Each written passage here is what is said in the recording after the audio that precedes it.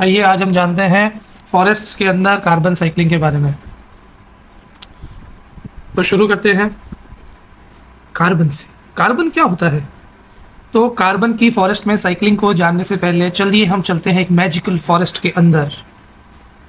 इस मैजिकल जंगल के अंदर हर जगह चमकते हुए छोटे छोटे बबल्स नजर आएंगे आपको। इन बबल्स में सी लिखा हुआ है। C means carbon, carbon atom. Carbon एक ऐसी चीज है जो सब प्लांट्स में, सब एनिमल्स में और सॉइल के अंदर भी होती है। फॉरेस्ट का कोना कोना, उसका हर हिस्सा कार्बन साइकिल का पार्ट है। फॉरेस्ट के हर हिस्से में कार्बन स्टोर रहता है और हर हिस्से में कार्बन का आदान प्रदान, इनफ्लो और आउटफ्लो होता रहता है, जिसे कि हम कार्बन फ्लक्स कहते हैं।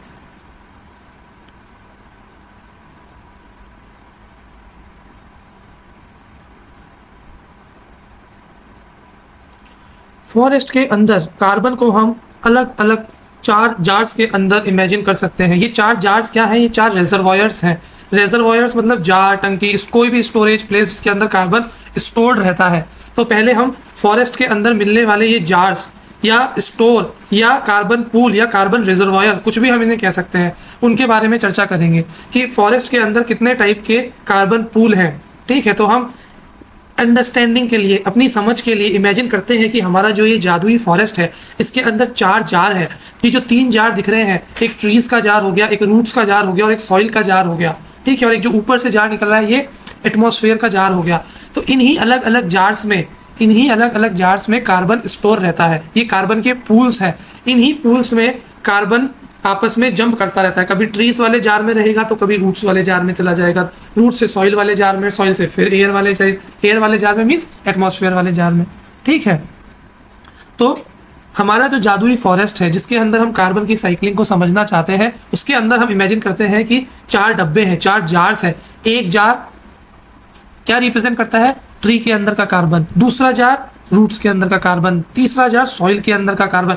और जो ये पिगी बैंक के ऊपर से निकल रहा है ना जार, ये एटमॉस्फेयर के अंदर का कार्बन। ठीक है, सभी जार्स में कार्बन घूमता रहता है, हमेशा फ्लो में रहता है। फ्लक्स कहते हैं इसको, कार्बन फ्लक्स। जैसा कि हम बचपन में खेलते थे ना कि पासिंग द पार्सल वाला, उसी टाइप से कभी कार्बन यहाँ तो कभी कार्बन वहां। तो ये जो कार्बन के पूल्स है फॉरेस्ट के अंदर, इन्हें समझने के लिए हम टेक्निकली ऐसा भी बोल सकते हैं। एक होता है अबाव ग्राउंड बायोमास, ये कुछ भी नहीं है, ये हमारा ट्री वाला जार है। बिलो ग्राउंड बायोमास, ये कुछ भी नहीं है, हमारा रूट्स वाला जार है। Dead would and litter. फिर आया है सॉइल ऑर्गेनिक कार्बन, ये हमारा सॉइल वाला जार है और एटमॉस्फेयर हमारा एयर वाला जार है। ठीक है, डेड वुड और लिटर हम आगे समझेंगे, ये भी एक बहुत ही इंपॉर्टेंट कार्बन पूल है। Above ground biomass, above ground biomass मतलब फॉरेस्ट जब हम देखते हैं, हमारा जो ये मैजिकल फॉरेस्ट है जिसमें कार्बन के पूल्स हैं, इसमें भी हम क्या पढ़ रहे हैं? Above ground biomass. Above ground biomass मतलब हमारा ट्रीज वाला जार, मतलब जो ग्राउंड के ऊपर हमें कार्बन दिखता है स्टोर हुआ हुआ।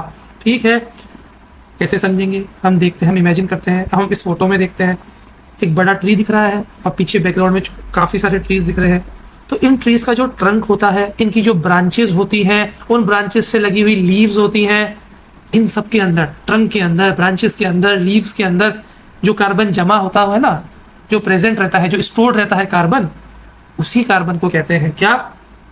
The carbon pool of above ground biomass. Above ground biomass मतलब ग्राउंड के ऊपर का बायोमास।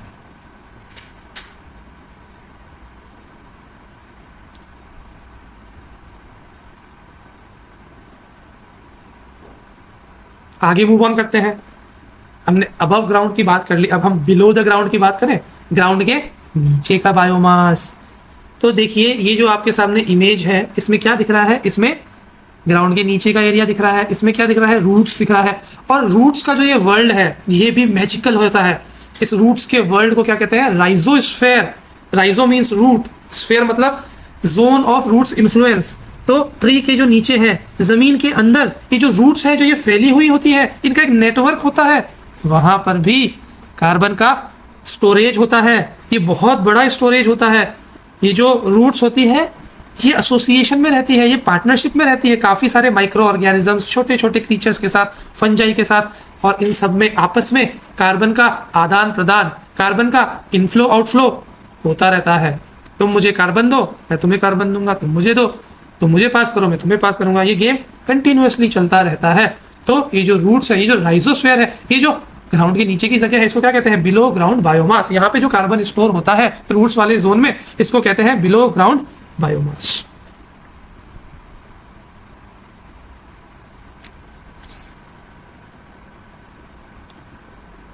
फाइनली वो घड़ी आ गई जब हम बात करेंगे डेडवुड और लिटर के बारे में। ठीक है, ये क्या होता है इसको शांति से समझते हैं। डेडवुड और लिटर काफी कंफ्यूजिंग सा लगता है, ये कुछ भी नहीं है। जब पेड़ पे से पत्तियां गिरती है टूट के, तो वो जमीन पे फॉरेस्ट के फ्लोर पे जमा हो जाती है। इन्हीं टूटी हुई पत्तियों के जो जमा होता है, इसको क्या कहते हैं? लिटर। ठीक है, और कभी कोई पेड़ गिर जाता है या कभी कोई पेड़ की टहनियां गिर जाती है, उसकी ब्रांचेस गिर जाती है जमीन के ऊपर, तो गिर गई तो वो मर गई ना। तो मरी हुई लकड़ियां और मरी हुई लीव्स जो फॉरेस्ट के फ्लोर पर बिछ जाती है, एक चादर सी बन जाती है फॉरेस्ट के फ्लोर पर, उसे कहते हैं लिटर और डेडवुड। तो जी ये जो लिटर और डेडवुड होता है ना, ये भी हमारे फॉरेस्ट के अंदर एक बहुत ही इंपॉर्टेंट कार्बन का पूल है। क्यों है? क्यों है? ये इसलिए है कि ये जो कार्बन है ना यहाँ पर इस पूल के अंदर, वो कैसे आया? ये जो लकड़ी है टूटी हुई, ये जो लीव्स है टूटी हुई, इनके ऊपर कौन फीड करता है? इनके ऊपर फीड करते हैं माइक्रो ऑर्गेनिजम्स और इंसेक्ट्स फीड करते हैं, मतलब खाना खाते हैं। उनके लिए ये एक रेस्टोरेंट है, वहां पे वो खाते हैं। तो जब ये खाते हैं तो इस ऑर्गेनिक कार्बन को ये फ्री कर देते हैं इसमें से, डेड टिश्यूज में से। और जब ये खाते हैं, इनका पेट भरता है, तो अपने खाने से एनर्जी निकालने के लिए ये रेस्पिरेशन करते हैं, तो ये भी कार्बन रिलीज करते हैं। ठीक है, आगे बढ़ते हैं।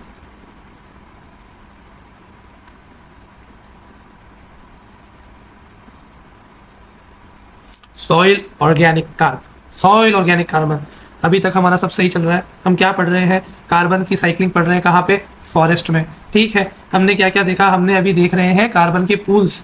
कार्बन का स्टोरेज कहाँ कहाँ होता है? अबाव ग्राउंड बायोमास हमने समझ लिया, बिलो ग्राउंड बायोमास हमने समझ लिया, हमने समझ लिया कि डेडवुड और लिटर क्या होता है और उसका कार्बन स्टोरेज में और कार्बन प्रोसेसेस में क्या रोल है। अब हम आ गए हैं सॉइल ऑर्गेनिक कार्बन के अंदर। तो ये जो सॉइल के अंदर एक छुपा हुआ ट्रेजर है, एक छुपा हुआ खजाना रहता है, इसको कहते हैं सॉइल ऑर्गेनिक कार्बन।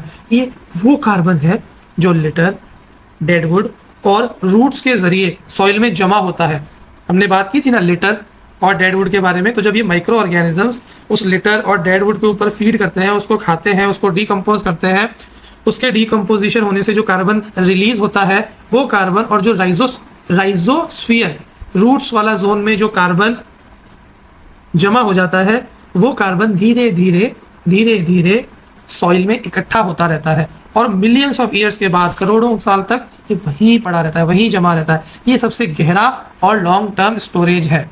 किसका स्टोरेज है? कार्बन। हम क्या पढ़ रहे हैं? कार्बन की साइक्लिंग इन फॉरेस्ट। और उसमें अभी हम क्या पढ़ रहे हैं? कार्बन के स्टोरेज पूल्स, जिनको हमने कैसे विजुअलाइज किया था? हमने जार्स। ठीक है,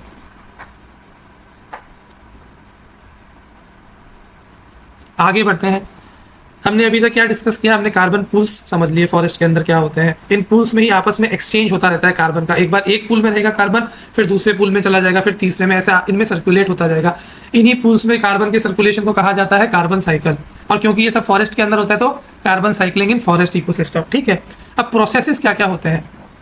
प्रोसेसेस मतलब वो प्रक्रियाएं, ठीक है, जिनके थ्रू आदान प्रदान होता है, इनफ्लो और आउटफ्लो होता है कार्बन का। कार्बन की जो फ्लक्स है, जो कंटिन्यूस मूवमेंट है इनके बीच में, वो कैसे होता है?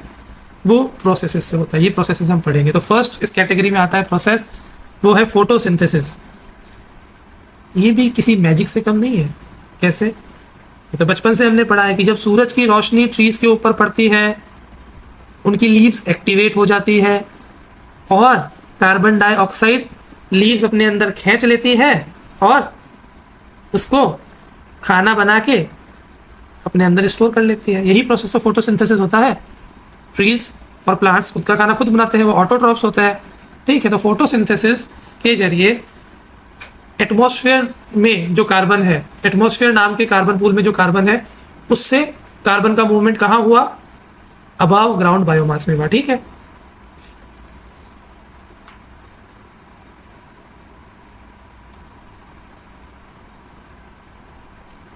दूसरा प्रोसेस है रेस्पिरेशन।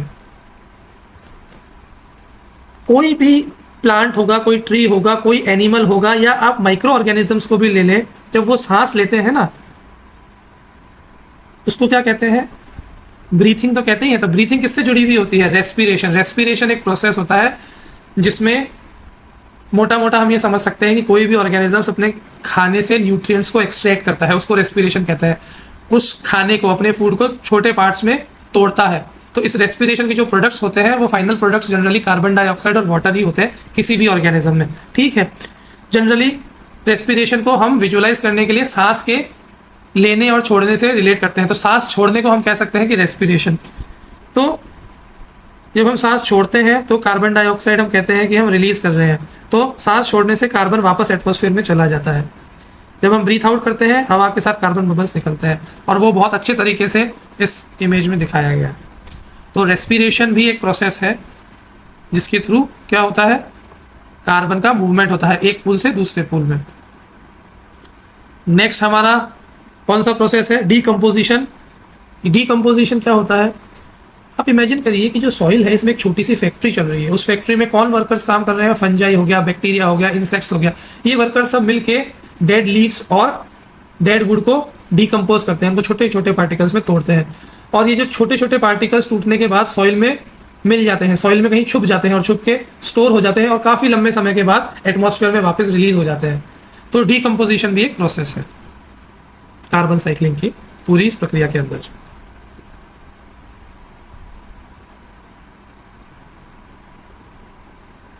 अच्छा, सब कुछ अगर सही चलता रहता है तो ये साइकिल भी अपनी गति से चलती रहती है। अभी जो हमने कार्बन पूल्स पढ़े और ये जो प्रोसेसेस पढ़े, ये जो प्रोसेसेस है, इनके प्रोसेसेस की गति में अगर कोई रोक लगाता है तो उस चीज़ को कहते हैं, उस इवेंट को कहते हैं डिस्टर्बेंसेस। कभी कभी फॉरेस्ट को कुछ शॉक्स लगते हैं, जैसे कि फायर लग गई, जैसे कि कोई इंसेक्ट का अटैक हो गया, या बहुत बड़ा तूफान आ गया, कोई साइक्लोन आ गया। ऐसी सिचुएशन में फॉरेस्ट का डिस्ट्रक्शन होता है। तो उस केस में क्या होता है? फॉरेस्ट जल्दी जल्दी अपना कार्बन लूज कर देते हैं। किसको लूज करते हैं? एटमॉस्फेयर को, ठीक है। तो इससे जो कार्बन साइकिलिंग का जो पूरा प्रोसेस है, जो चेन चल रही है, ये थोड़ा इम्पैक्ट हो जाती है।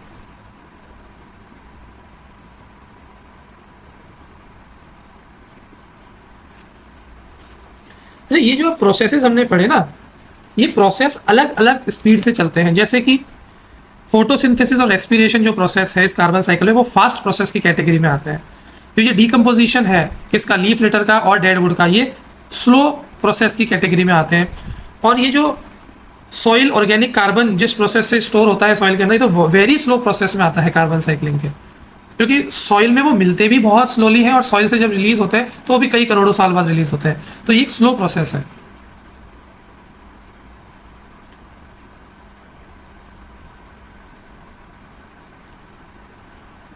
अब हमारे प्लेनेट अर्थ पे कोई भी चीज़ बिना ह्यूमन इंटरफेरेंस के तो हो ही नहीं सकती ना, क्योंकि सबसे ज़्यादा पॉपुलेशन तो हमारी ही है। क्यों? ह्यूमंस की है ना। तो ह्यूमंस का क्या इन्फ्लुएंस होता है इस कार्बन साइकिल के ऊपर? हम सिर्फ यहाँ पर कार्बन साइकिलिंग इन फॉरेस्ट की बात करते हैं। हम ह्यूमंस चेंज कर देते हैं इस साइकिल को। कैसे?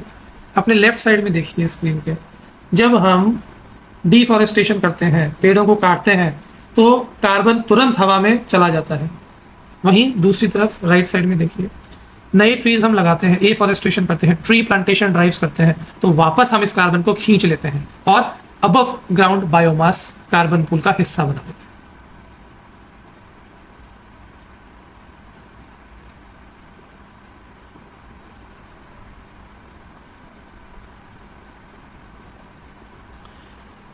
तो कंक्लूजन क्या निकला? कंक्लूजन ये निकला कि फॉरेस्ट एक सुपर हीरो की तरह है, पूरे अर्थ को वो बचाता है।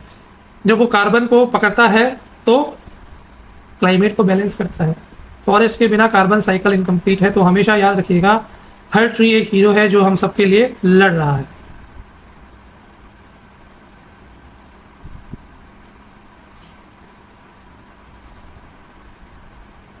Thank you.